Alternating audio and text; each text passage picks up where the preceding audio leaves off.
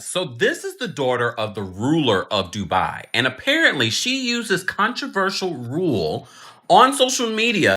So I usually do my homework. I find somebody who knows somebody or something. They could give me some information, like, who is it? Like, who is he?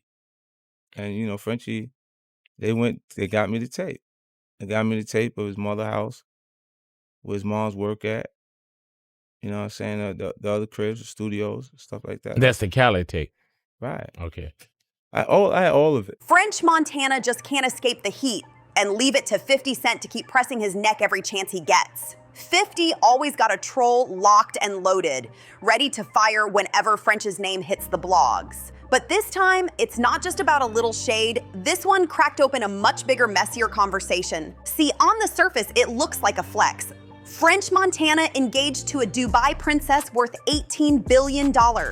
To the casual fan, it sounds like French went from Coke Boy to international kingpin overnight. But when you dig past the glitter, the story gets way darker. Word on the street says this ain't just about love, it's about survival. With Diddy still swimming in federal heat and investigators supposedly gathering receipts on anyone tied too close to those bad boy freak-offs, French allegedly needed a lifeline, and suddenly, Dubai started looking like paradise. But here's the catch. Paradise got shadows too. People who really know Dubai's underbelly will tell you the truth.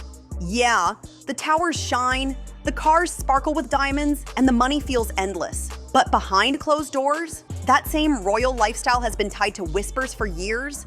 Whispers about desires so wild, Hollywood scandals start looking like Disney reruns. We're talking princes flying out pretty boys, Western celebs caught up in secret trips, and stories so twisted they never even make the papers.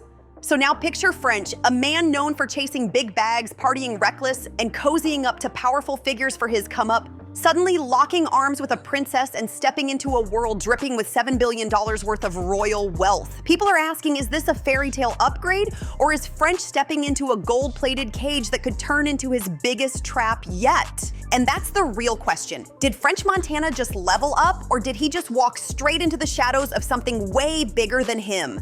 Don't forget, subscribe, share, and drop a comment with your thoughts, and let's see where this wild story takes us next. Hi, guys. Hi. Can I tell you what I actually learned? Yeah. A friend of mine is an air hostess, and her friend was on a flight with her, and her friend was eating a very specific diet. So apparently the thing is, it's actually a control thing.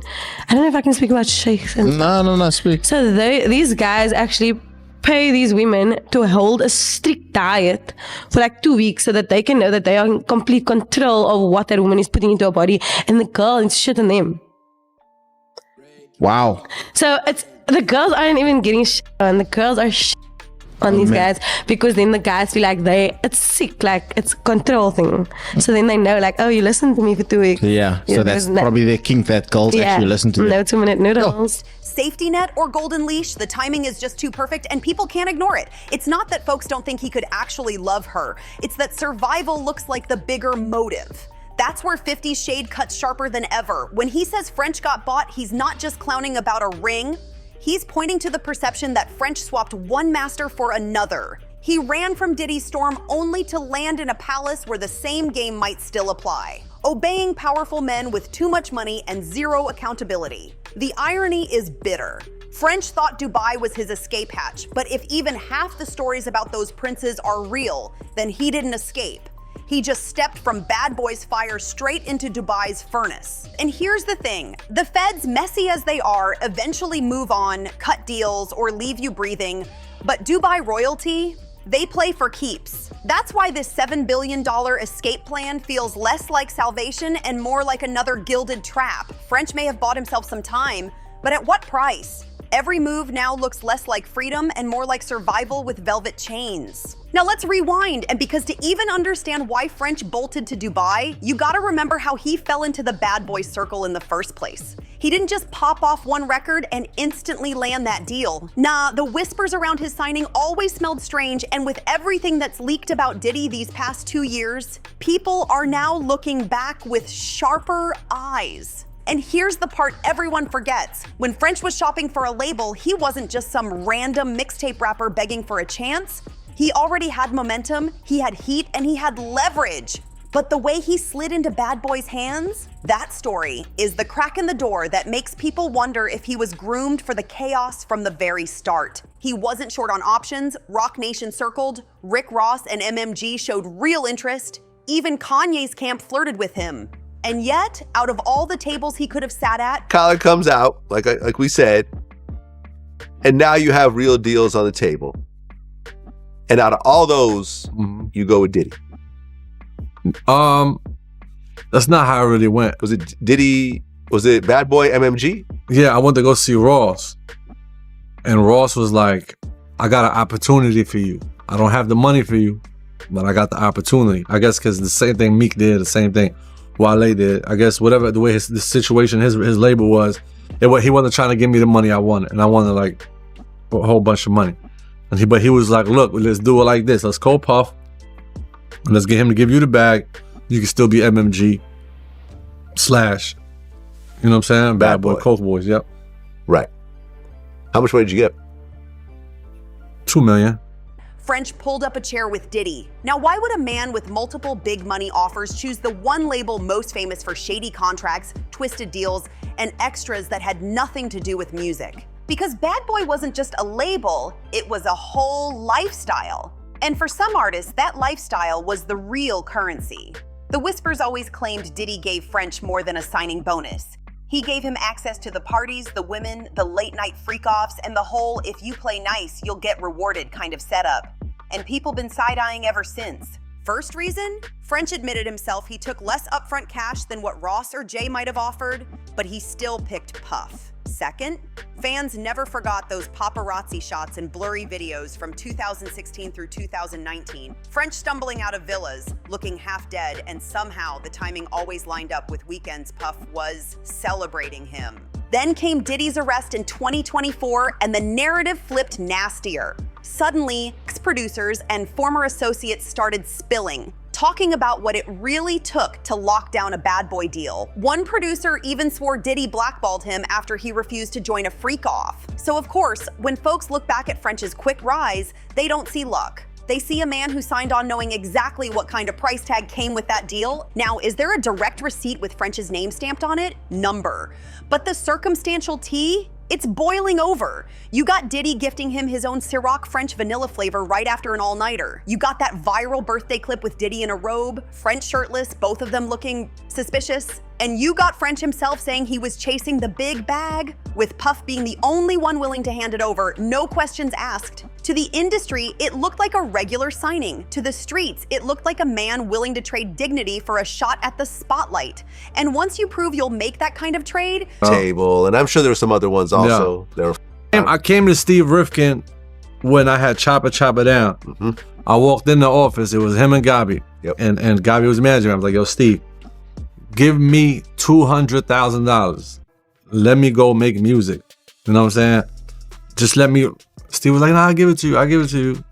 Never got it. Never got it. I dropped. Which is funny because Gabi's the president of SRC. Steve is like the CEO, but so I don't know what type of but Steve makes the final call. Yeah. So I asked for $200,000. You know what I'm saying? And it's like people assume you'll do it again, just with a bigger bag and a different master, which is why the rabbit hole deepens in mid-2024 when French suddenly pops up at Paris Fashion Week. Not just flexing a fit, but allegedly showing off a fiancé. And not just any fiancé. Shira, a princess tied to one of Dubai's ruling families. Baby, that ain't no regular Bronx love story. That's a whole dynasty play. That's not romance, that's a chess move. Around the same time the feds were stacking their mountain of evidence against Diddy, the freak-off tapes, the trafficking whispers, the money laundering trails, anybody in his inner circle turned radioactive overnight. Artists, assistants, producers, even casual friends were suddenly getting subpoenaed or dragged in for questioning. And French, he wasn't just a friend. He was Diddy's shadow for years. Birthday trips, champagne endorsements, constant cosigns. If prosecutors wanted to make their case airtight, French's name had to be on the list. So what does he do? He doesn't just leave the States, he locks himself to one of the wealthiest families in the entire Middle East. Reports say the Sheikh's clan is worth over $18 billion. That's oil money, generational wealth, the type of fortune where $7 billion barely moves the needle. And when you marry into that, you're not just marrying money. You're buying protection, a whole new passport, and a residency in a country that does not play about outsiders snooping into their business. To the streets, this ain't about love, it's about survival. Look at the timeline. The engagement happened lightning fast, right when the heat back home was boiling over. French suddenly spends more time in Dubai than in New York or LA. To fans, it looks like a whirlwind romance. To critics, it screams escape plan dressed up in Cartier and wedding vows. And the optics? They're loud. Every time French posts a pic with his princess, he's glowing. Fresh cut, tailored suits, looking almost reborn. But the comments stay cutting. Boy, you traded in Diddy for Dubai. Or even harsher, better hope those sheikhs don't treat you like Puff did. Because here's the gag. French thinks he leveled up, but anyone who knows how Middle Eastern royals flex power will tell you plain. Sometimes you don't escape the fire, you just walk into a hotter one. Here's what French probably doesn't want to hear. Running from Uncle Sam to the UAE doesn't always equal freedom. It can mean signing up for a whole new kind of contract. Dubai's reputation sparkles with Lambos, glass towers, and pet tigers on yachts, but the whispers, they've been ugly for years. Influencers fly in chasing tax-free glam, only to sneak back out with stories about palace parties where outsiders were treated like props. Men and women, both allegedly, reduced to playthings for royals who see people as decoration, not equals. Now put French in that frame, standing next to Sheikh Amara and her family's $18 billion empire. He's not rich in their world, he's ornamental. No power, no leverage, just another imported accessory. And let's not forget, Sheikh Amara is the daughter of one of the most ruthless autocrats alive today. That's not just marriage, that's stepping into the lion's den. French might be famous enough to bring shine, but not powerful enough to push back if they decide he's just another imported accessory. And online, folks are already saying it. This don't look like escaping Diddy, it looks like upgrading to new handlers. Forget freak-offs in Miami, now it's private villas in Dubai. And the family French just tied himself to? They're no strangers to global headlines. Remember Sheikh Amara's viral Instagram divorce in 2024? She shocked the world by posting just 3 words, "I divorce you." Public defiance like that is unheard of in royal circles. Admirable, yes, but also proof of how messy royal life can get. And then there's her relatives. Princess Latifah's failed escape attempt, Princess Haya's public accusations, even reports of abductions, all allegedly tied back to their father, the absolute ruler of Dubai, French's brand new father-in-law.